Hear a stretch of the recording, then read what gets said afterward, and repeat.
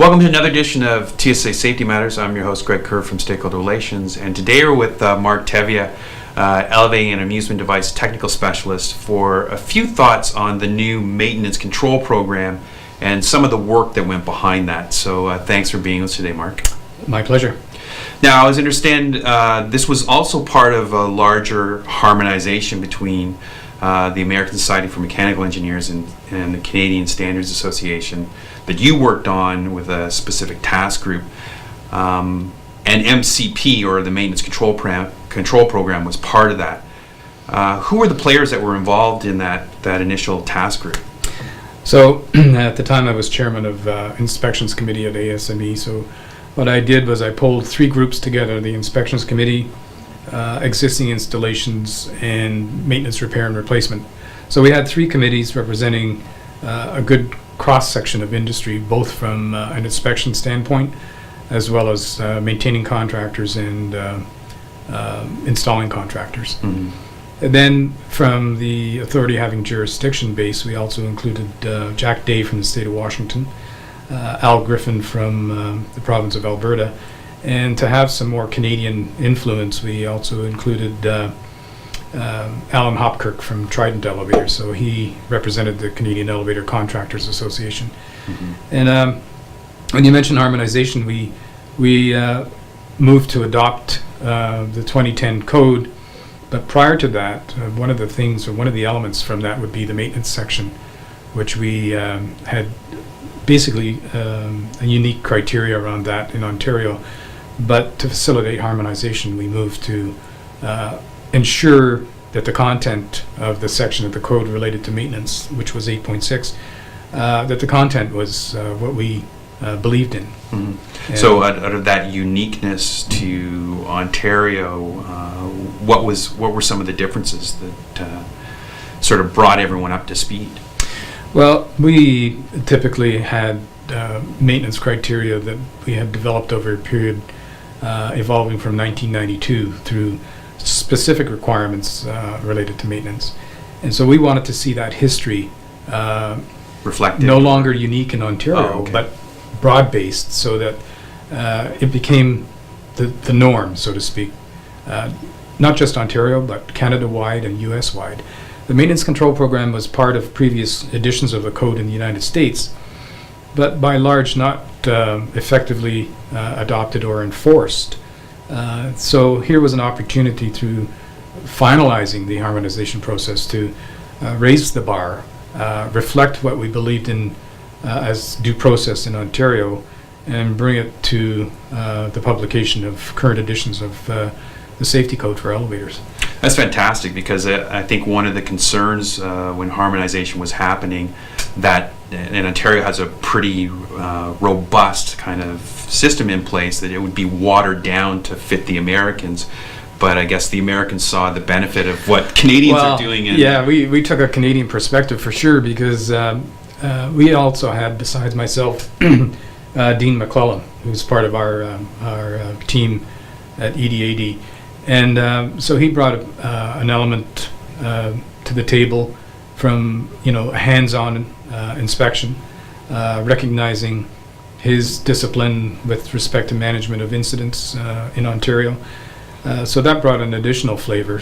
And where the United States was involved, I mentioned Jack Day from the state of Washington. So we had a temperature check from Canada, and we had a temperature check from the US, because typically there's a difference between what we understand from an enforcing authority versus the maintaining contractor. And we wanted the documentation to clearly reflect what maintenance is all about, and what the tasks that have to be completed are clearly spelled out in the safety code. Yeah, and the practical application of anything. I mean, it's how it works on the ground. Yeah. Now, once that was adopted, you uniquely brought in the Canadian Elevator Contractors Association as part of looking at how that would work for Ontario. What was that like, and what was the process? I think your reference to practical is important. It's an important word, because as a regulator, you can write all the rules you want, and then you enforce them, but without buy-in from the industry, you're never going to have 100% success. So to bring the Canadian Elevator Contractors Association, or CECA, into the picture really was a boon to making the whole launch of a maintenance control program in Ontario and across Canada a viable situation or a vehicle. So the importance of partnership in an advisory capacity, because the work has to be done by CECA and the maintaining contractors. They have to develop the program and tell us how they're going to do maintenance or perform maintenance and execute the required tasks.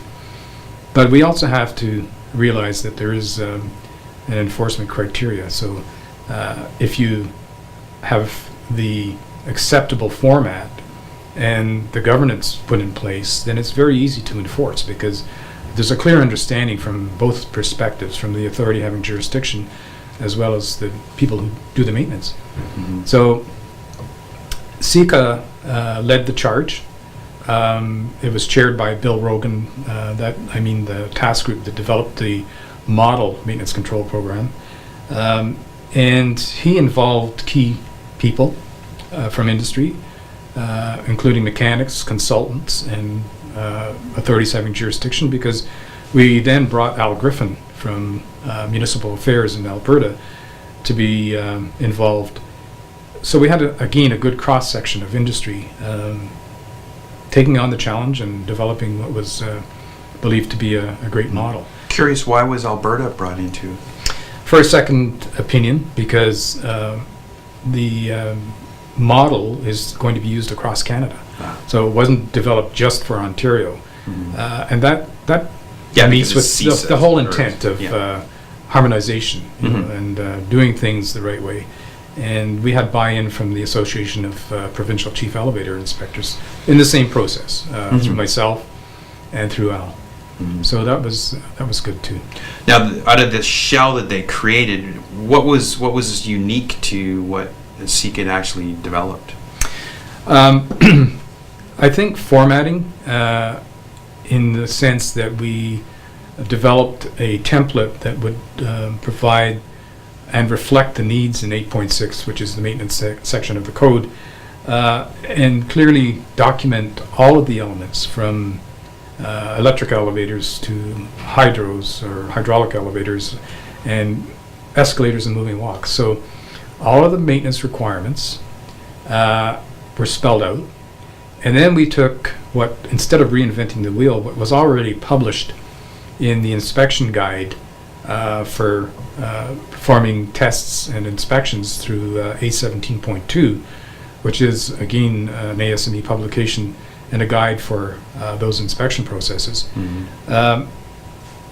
That was included as part of the base structure.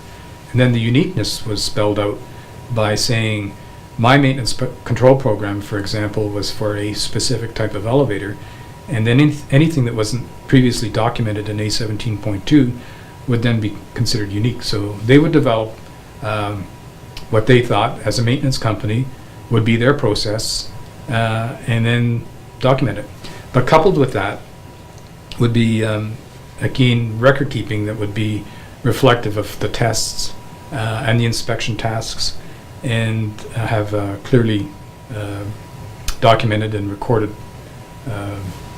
process for auditing by our inspectors. So these are the new logbooks that they have to have in place. That's right. To do that. Now, they've had a bit of exposure to this already, because all new elevators, as of May 2013, been doing this. That's correct. So as of April, now comes all the other existing elevators. Well, as I mentioned, we wanted this to be a success. So the original drop dead date was January 1st, 2014.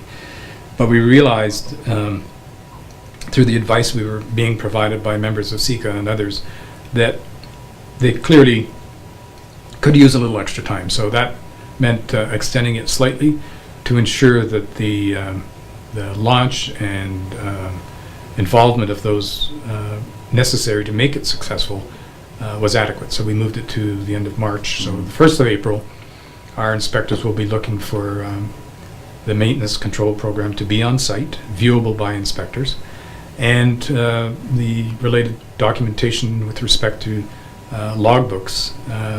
That it also includes maintenance, repair, and replacement criteria for things that were broken. For example, if you come on a callback, then you had to replace or repair, then you need to record that information too. So it becomes a tool used by our inspectors during investigations, for example, or troubleshooting. And it's also a benefit to those who maintain the equipment through the mechanics, for example. I guess maybe one challenge might be with some of the older elevators of creating the MCP or the maintenance control program for that, because you may not get the expertise that you need in order to develop that.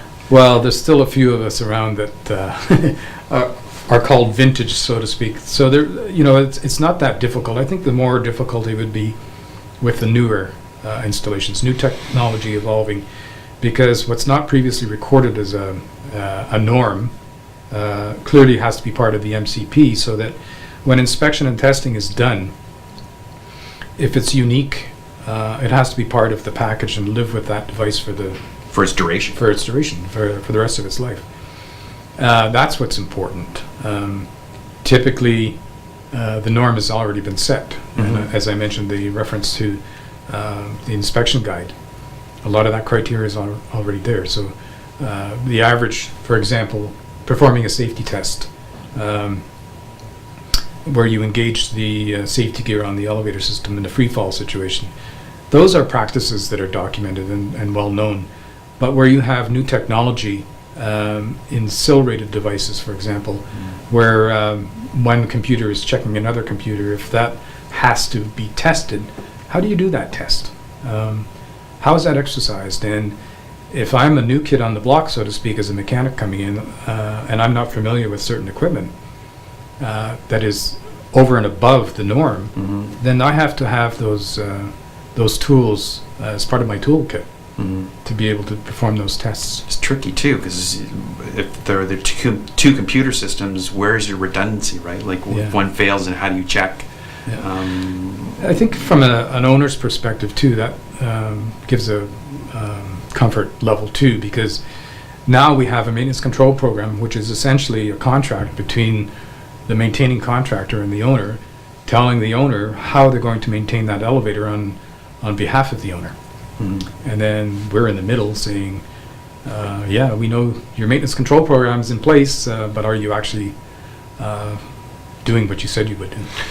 And I think it's great for all parties involved, because it ultimately is saying this is what you need to do in order to provide a safe environment. I think what we effectively have done is raised the bar to ensure safe operation of elevator systems across Ontario, across Canada, and into the U.S. Which I think is what every rider expects. Yes. Obviously, when you get on an amusement ride or you get on an elevator, there's an inherent expectation that all the safety parameters are in place. I mean, that's just a comfort level that you have. Everybody has that. When I get on an elevator coming up to our office on the 15th floor, we want it to be safe. Sure do. Yep. All right. Well, thanks for your insight, Mark. It's been great. My pleasure. Stay tuned for more TSA matters and more on the maintenance control program coming soon to the Exchange.